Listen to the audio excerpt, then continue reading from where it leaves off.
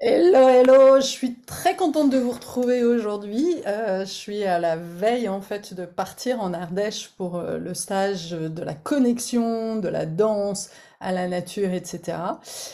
Et je suis vraiment dans cette impatience et j'ai déjà envie de partager un petit peu la subtilité, le truc vraiment comment basculer quelque part de la peur à l'excitation.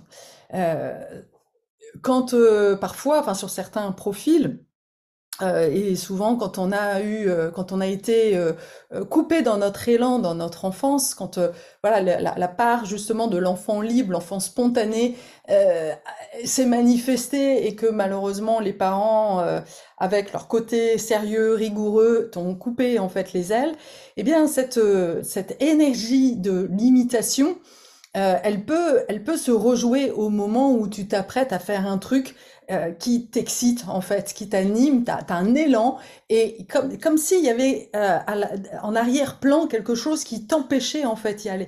Et ça, c'est vraiment hyper important et c'est quelque chose qu'on voit aussi dans le profil Jenkins. Moi, j'ai une sphère, ouais, une sphère de limitation, une énergie de limitation dans mon profil qui fait que, et c'est d'ailleurs en travaillant dessus que j'ai vraiment pris conscience que mais je l'avais déjà vu dans la danse justement, ça c'est vraiment la danse permet vraiment de sentir ça, c'est ok qu'est-ce qui se passe quand tu t'apprêtes finalement à sortir du nid et à prendre ton élan.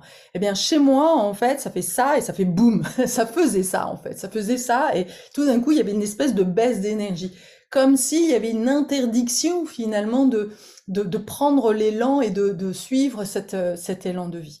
Alors, comment faire pour switcher, transformer ça en fait? Eh bien déjà, c'est d'en avoir conscience, parce que plus on met la conscience sur les choses, et moins elle se joue, moins elle nous manipule. Mais c'est aussi, et c'était le thème aussi de cette vidéo, de comprendre que on parle souvent de l'importance d'être dans l'instant présent. Et c'est vrai, plus tu vas être dans l'instant présent, plus tu vas sentir voilà l'énergie et que tu vas mettre de l'attention là-dessus et que tu vas prendre conscience de ce qui se joue.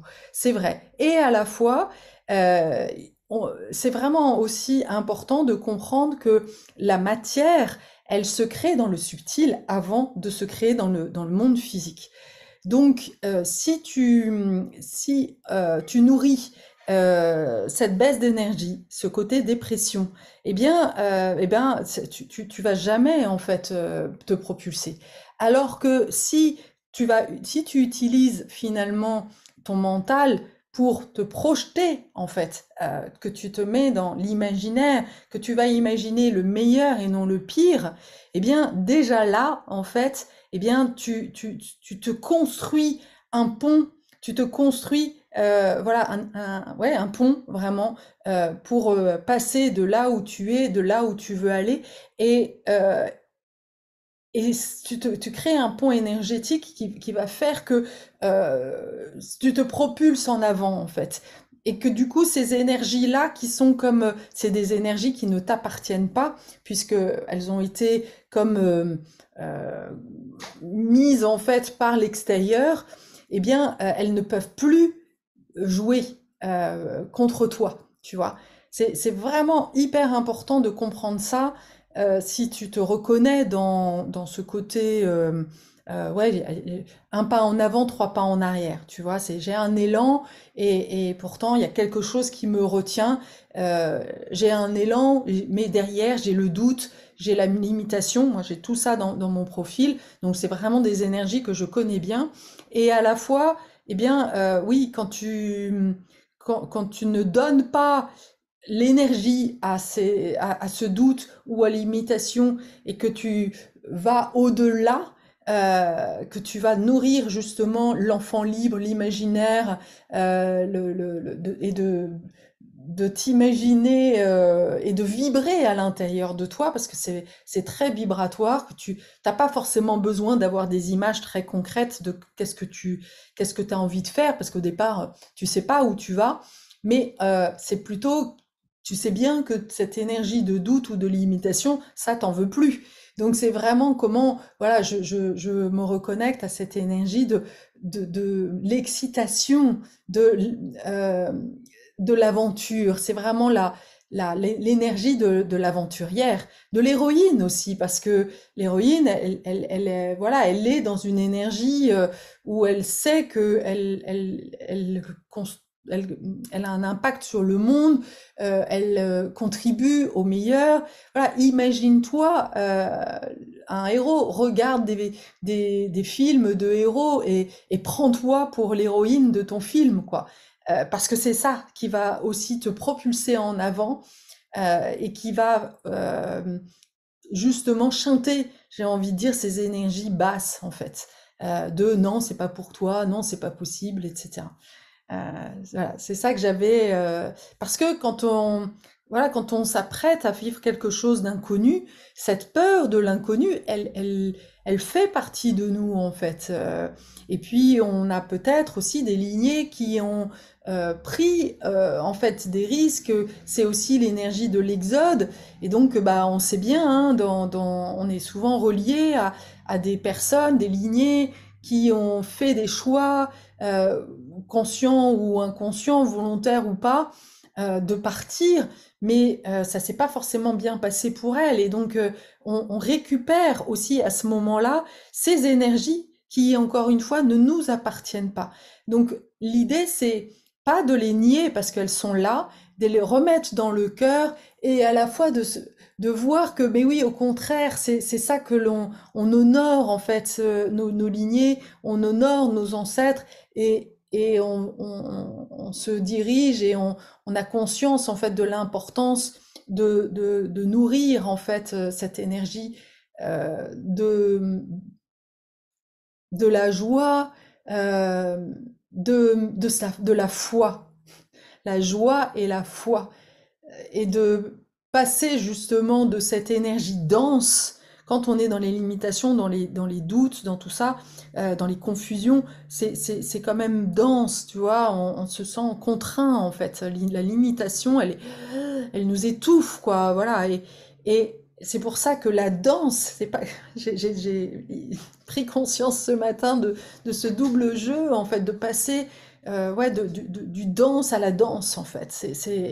Et de danser la vie, peu importe l'idée, pas forcément de danser vraiment, mais de voir la vie comme une danse. Et plus tu vas mettre du mouvement, et plus tu vas remettre du souffle, et du coup, les choses vont, tu vas pouvoir vraiment ouais, te sentir pousser des ailes, quoi.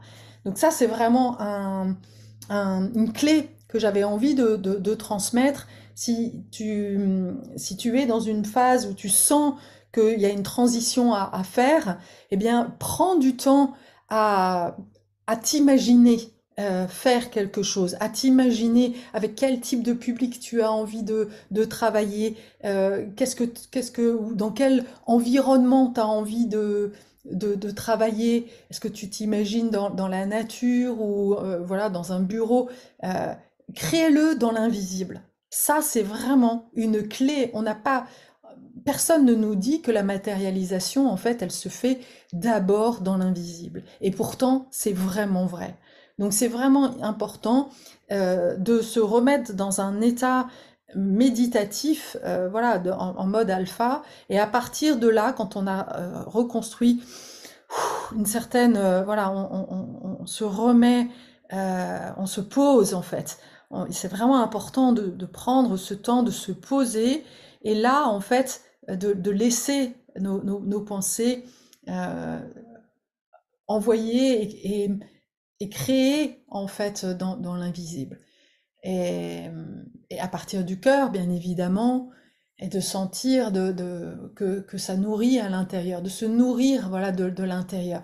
Parce qu'à partir du moment où c'est riche, où c'est plein à l'intérieur, mais c'est plein, c'est pas dense, ça danse justement, c'est vibratoire, c'est bon en fait, c'est vraiment dans la joie et dans le plaisir, alors les synchronicités vont arriver en fait. C'est vraiment hyper important de comprendre combien la matérialisation ne se fait pas d'abord dans la matière, mais dans le subtil, nous sommes énergie, nous vraiment, nous devons encore et encore nous rappeler tout ça.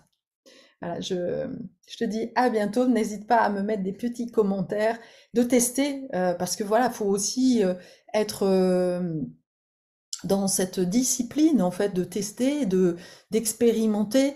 Ne crois pas ce que je te dis, mais expérimente-le et voilà, envoie-moi des feedbacks pour voir un peu ce qui s'est passé. Moi, c'est des choses que j'ai déjà expérimentées et ça marche, mais voilà, peut-être que ça marchera pour toi. Je l'espère en tous les cas. À bientôt.